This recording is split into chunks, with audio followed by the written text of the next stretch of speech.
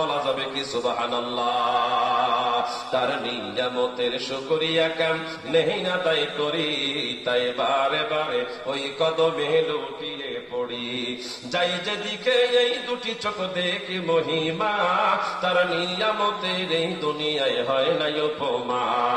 চতুর্দিকে তোমার কদমে সেজদা করি, তাই বারে বারে ওই কদমে লুটিয়ে পড়ি। তার নিয়ামতের শুকরিয়া কেন নেই আদায় করি, তাই বারে বারে ওই কদমে লুটিয়ে পড়ি। মুসলমান ভাইরা আমার, ইব্রাহিম খলিলুল্লাহ তার বাবাকে যখন এমন করে বললেন, সূরা আনআমের ৭৪ নম্বর আয়াতে কারিমার মধ্যে মূর্তি পূজার ব্যাপারে আল্লাহ পাক রব্বুল আলামিন তিনি চমৎকার ভাবে তিনি বলেছেন, আমি কারোর অন্তরে আঘাত দেওয়ার জন্য বলছি না, যেহেতু আল্লাহ পাক রব্বুল আলামিন কুরআনুল কারীমের ভিতরে তিনি বলেছেন, তাহলে আমাদের বলা এবং শোনাও দরকার আছে না নাই? আরো আসতে বলেন, আছে না নাই? যুবক ভাইরা এখান থেকে ভিতরে এসে বসলে অনেক সুন্দর হয়, কথা বলতে মজা লাগবে।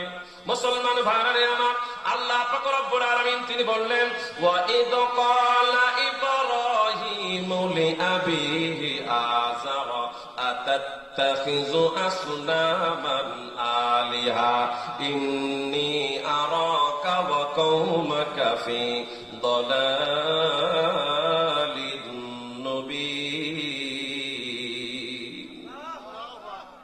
এমন করে আল্লাহু আকবার বলছে মনে ভারতের থেকে ভাড়া করে আনতে হচ্ছে। ইন্ডিয়ান হারবাল, কলিকাতা হারবাল খাওয়ানো লাগবে নাকি তার আগে আল্লাহু আকবার জোরে হবে? জোরে, আরো জোরে বলেন আল্লাহু আকবার। জোর হলো না, আরো জোরে। মুসলমান ভাইরা আমার, এই তাকবীরের ধ্বনিটা যদি আমাদের কাছে থাকে, নাস্তিক বেঈমানরা আমাদের থেকে পালাতে বাধ্য হবে। কথা বলেন ঠিক কিনা? এক হাদিকে মেরেছ, লক্ষবাদী জন্ম নিবে, বাংলার জমিন ভারত কোনদিন দখল করতে পারবে না। আওয়াজ করে কথা বলেন, কথা ঠিক না বেঠে? মুসলমান ভাইরা আমার, আল্লাহর জমিনে আল্লাহর কোরআনের রাজ কায়েম করার জন্য যদি আরেকবার জুলাই হয়, আরেকবার ৭১ হয়, মুসলমান বাংলার জমিনের যুবকরা রক্ত দিবে, শ্রম দিবে, অর্থ দিবে। নাস্তিক বেঈমানদের কাছে বাংলার জমিন ছেড়ে দিবে না। কথা বলেন ঠিক কিনা? কারা কারা রাজি আছেন? দুই হাত তুলে আল্লাহকে দেখায় দেন। আল্লাহ পাক রব্বুল আলামিন কবুল করেন, জোরে বলেন আমিন। এ মুসলমান ভাইরা আমার, আল্লাহ পাক রব্বুল আলামিন যখন ইব্রাহিম আলাইহিস সালাতু ওয়াস সালাম তার জন্মদাতা পিতা আজরকে বললেন, দেখো জন্মদাতা পিতা আজর, ওই মূর্তি যদি তোমাকে কোনো উপকার না করতে পারে, ওই মূর্তি যদি তোমাকে কোনো ভালো কাজ না করতে পারে, তাহলে তুমি কোন কারণে ওই মূর্তির ইবাদত করবা? মুসলমান ভাইরা আমার, আল্লাহ সুবহানাহু ওয়া তাআলা ইব্রাহিম আলাইহিস সালাতু ওয়াস সালামের কথাটাকে আপনার আমার নবী মুহাম্মদুর রাসূলুল্লাহ সাল্লাল্লাহু আলাইহি ওয়াসাল্লামের কাছে তিনি বর্ণনা করতেছেন। সুতরাং ওয়াজটা আমার না, ওয়াজটা কার? এমন একটা ওয়াজ আজকে আপনাদের মাঝে দিয়ে যাব, আলহামদুলিল্লাহ, ইনশাআল্লাহ মনেই রাখতে হবে, মনে থাকবে। আল্লাহ পাক রব্বুল আলামিন আমাদেরকে বলা এবং শ্রবণ করার তৌফিক দান করুন। জোরে বলেন আমিন। নাকি কষ্ট হয়ে যাচ্ছে? কষ্ট হয়ে যাচ্ছে নাকি? চলবে ইনশাআল্লাহ। মুসলমান ভাইরা আমার, ইব্রাহিম আলাইহিস সালাতু ওয়াস সালাম আল্লাহ পাক রব্বুল আলামিনের জলিলে কদর একজন পয়গম্বর যখন জন্মদাতা পিতাকে বললেন, হে আমার পিতা, হে আমার পিতা, আপনাকে এবং আপনার বোনকে আমি লক্ষ্য করতেছি স্পষ্ট ভ্রান্তির ভিতরে আপনি নিমজ্জিত রয়েছে।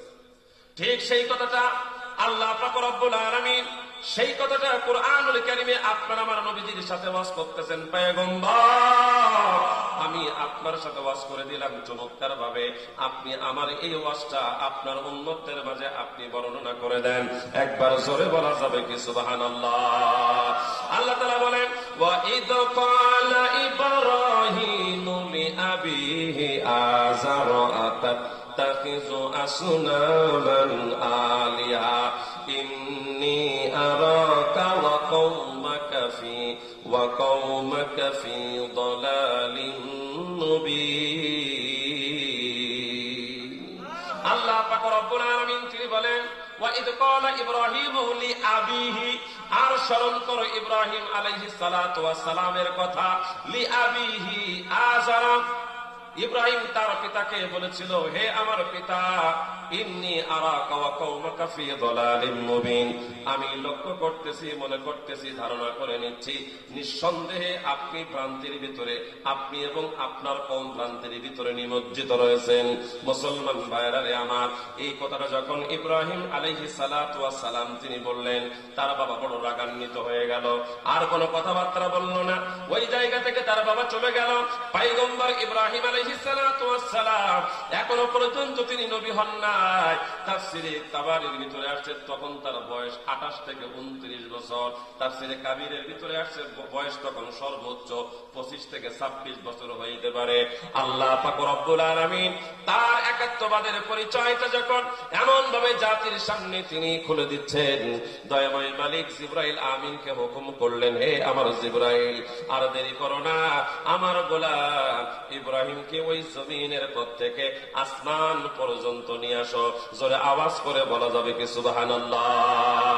আল্লাহ সুবহানাহু ওয়া তাআলা তিনি বলেন, ওয়া কাযালিকা নুরি ইব্রাহিমা মালাকুতাস সামাওয়াতি ওয়াল আরদ ওয়া লিয়াকুনা মিনাল মুকিনিন। আল্লাহ পাক রব্বুল আলামিন তিনি বলেন, এমন ভাবে আমি আমার ইব্রাহিমকে ভৌগোলিক সবকিছুকে দেখাইলাম। তাফসীরের ভিতরে লেখে, এ মুসলমান ভাইরা রে আমার, ইব্রাহিম আলাইহিস সালাতু ওয়াস সালামকে জিবরাইল আমিন এসে বলেন, ও ইব্রাহিম, ও ইব্রাহিম, আপনি কি করতেছেন? বলে, আমি আকাশের দিকে তাকায় আছি। বলে, আকাশের দিকে তাকানো লাগবে না, এই পাথরের উপরে ওঠেন। মুসলমান ভাইরা রে আমার, আপনি আমি জানি ইব্রাহিম খলিলুল্লাহ পাথরের উপরে উঠেছেন একবার। সেটা কোনবার? আল্লাহ পাকের পবিত্র খানায়ে কাবা নির্মাণের সময় তিনি পাথরের উপরে উঠেছেন। কিন্তু না, আল্লাহর নবী ইব্রাহিম খলিলুল্লাহ তার জীবদ্দশায় 2 বার পাথরের উপরে উঠেছেন। জোরে আওয়াজ করে বলেন সুবহানাল্লাহ। প্রথমবার পাথরের উপরে উঠেছেন পুরো পৃথিবীটাকে দেখার জন্য। আল্লাহ পাক রব্বুল আলামিন তিনি জিবরাইল আমিনকে পাঠিয়ে দিলেন, জিবরাইল, তুমি জলদি করে চলে যাও, দ্রুতভাবে চলে যাও, আমার ইব্রাহিমকে পাথরের উপরে উঠাইয়া মাশরিক থেকে মাগরিব পর্যন্ত, জুনুব থেকে শিমাল পর্যন্ত সুন্দর করে ঘোরাইয়া ঘোরাইয়া তোমরা দেখাও, সুন্দর করে ঘোরাইয়া ঘোরাইয়া তুমি দেখাও। আমার ইব্রাহিম যখন পুরা পৃথিবীটাকে দেখবে, দেখার পরে ইব্রাহিমের অন্তরের ভিতরে আল্লাহ সম্পর্কে আরো ভালো ধারণা আসবে। জোরে আওয়াজ করে বলেন সুবহানাল্লাহ। মুসলমান ভাইরা আমার, ওয়াকাযালিকা নুরি ইব্রাহিমা মালাকুতাস সামাওয়াতি ওয়াল আরদ। আল্লাহ সুবহানাহু ওয়া তাআলা তিনি বলেন, এমন ভাবে আমি আমার ইব্রাহিমকে দেখাইলাম। জিবরাইল আমিন আসলেন, এসে বললেন, ইব্রাহিম পাথরের উপরে ওঠেন। ইব্রাহিম পাথরের উপরে উঠলেন, আসমান পর্যন্ত গেলেন, পুরা পৃথিবীটাকে সুন্দর করে তিনি দেখলেন। আবার তিনি জমিনে নামলেন। মুসলমান ভাইরা আমার, জমিনে নামার পর ইব্রাহিমের মাথার ভিতরে আরো টেনশন ঢুকে গেল। এত বিশাল বড় পৃথিবী, এত বিশাল বড় পৃথিবী কে সৃষ্টি করেছে এবং এত বিশাল বড় আসমান কে সৃষ্টি করেছে? আমরা এখন দুনিয়ার ভিতরে যে বিল্ডিং গুলা নির্মাণ করি, সাধারণ 5.5 ভূমিকম্প হলে বিল্ডিং গুলা ফেটে যায়।